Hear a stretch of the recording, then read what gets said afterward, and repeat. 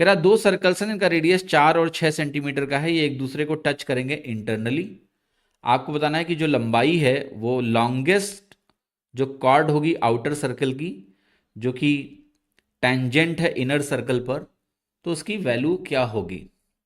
तो देखो मैं इस केस को, एग्जाम तुम्हारा जब भी एग्जाम में अगर ये सवाल रिपीट होता है तो मैं चाहता हूं मैं इसका एक स्टैंडर्ड फॉर्मूला बता दूं। केस बहुत सिंपल है, समझ लेना कि आपके पास एक सर्कल है, आप एक दूसरा सर्कल ले रहे हो और ये कह रहे हो आप कि ये जो दूसरा सर्कल है ये इस वाले सर्कल को इंटरनली टच करेगा, तो कुछ ऐसा केस है इंटरनली टच करेगा।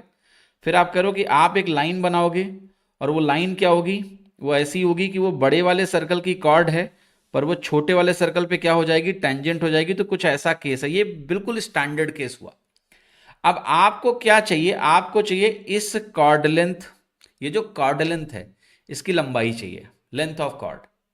तो इसकी जो लेंथ होती है, अगर आप बोल दो एल है, तो मैं कुछ लिख रहा हूं, एल बनेगा, एल इज इक्वल टू बनता है 4 का स्क्वायर रूट लिखिए।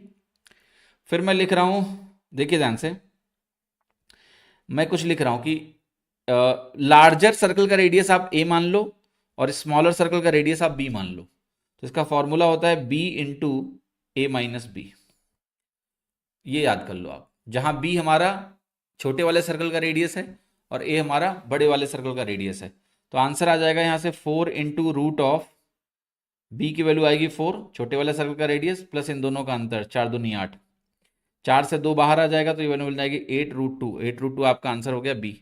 तो ये फॉर्मूला ध्यान रखना, अपनी कॉपी में लिख लेना इसको, बहुत काम का फॉर्मूला है, एग्जाम में क्यों कैलकुलेट करना, सीधे फॉर्मूला लगा के उत्तर निकाल लेंगे। यहां पर मैंने इसका प्रूफ दे दिया है in case you are interested. Notation बहुत सिंपल है, ए हमारा बड़े वाले सर्कल का रेडियस है, ए जो है वो है हमारा radius of larger circle, radius of larger circle, और जो बी है हमारा ये है रेडियस ऑफ स्मॉलर सर्कल। बस इतना ध्यान रखना आप, अगर ये ध्यान रखोगे तो बात तुम्हारी बन गई। ठीक है, क्लियर है, कोई डाउट नहीं होना चाहिए किसी को।